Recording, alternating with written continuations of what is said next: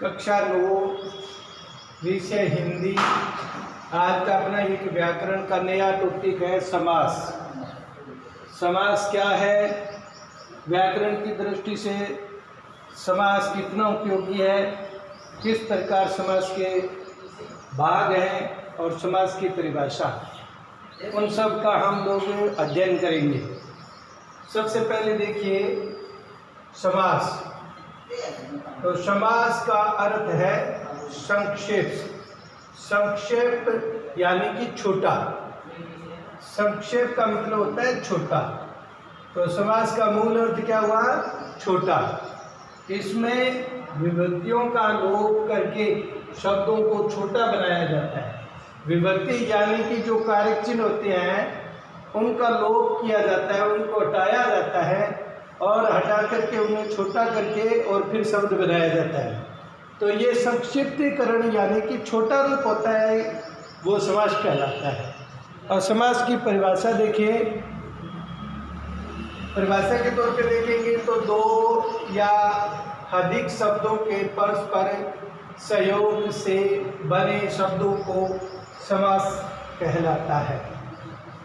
शब्दों को समास कहते हैं। तो इस प्रकार समास की परिभाषा ये है कि दो या अधिक शब्दों के परस्पर सहयोग से बने शब्दों को समास कहते हैं। जैसे उदाहरण के तौर पे दिया हुआ है मानस का मंदिर। ये विग्रह करके लिखा है मानस का मंदिर, उसको अपने संयुक्त करके लिखते हैं, समास के रूप में लिखते हैं तो होगा मानस मंदिर। यथा शक्ति यानी कि शक्ति के अनुसार। यथा शक्ति का मतलब क्या हुआ? शक्ति के अनुसार। अब समास के भेद कितने होते हैं? तो समास के भेद, समास के 6 भेद होते हैं। कितने भेद होते हैं?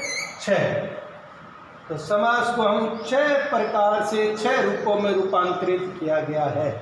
सबसे पहले देखिए तत्पुरुष समास, द्वंद्व समास, द्विगु समास, कर्मधारय समास, अव्ययभाव समास और बहुव्रीहि समास। तो इस प्रकार से 6 भाग समास के किए गए हैं। बहुव्रीहि समास तक इनके 6 भाग हैं। तो हम 6 भागों को अलग अलग तरीके से अलग अलग उनके उदाहरण के तौर पर समझेंगे। सबसे पहले अपने पहला समास लिखते हैं अव्ययभाव समास। क्या नाम है? अव्ययभाव समास।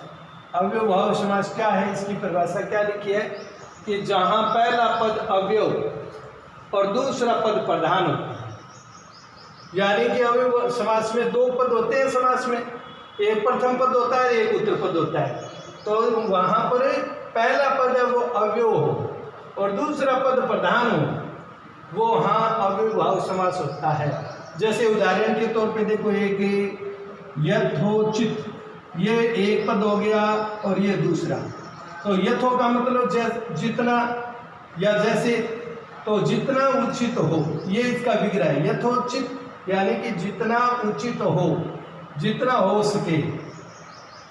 प्रतिदिन, प्रति एक पद हो गया, दिन दूसरा पद हो गया। तो प्रति का मतलब हो गया हर और दिन का मतलब हो गया रोज, हर रोज। भर पेट यानी कि पेट भरकर, ये उसका विग्रह है। तो ये अव्ययभाव समास के उदाहरण है। अब दूसरे देखिए तत्पुरुष समास। अब तत्पुरुष समास क्या है, इसकी परिभाषा क्या है, तो हम देखेंगे। तो सबसे पहले तत्पुरुष समास की परिभाषा देखिए। जहाँ दोनों पदों के बीच कर्ता कारक तथा संबोधन कारक चिन्हों को छोड़कर शेष 6 कारकों के चिन्ह हैं लुप्त हो, तत्पुरुष समास कहलाता है। यानी कि विभक्ति के कितने हैं?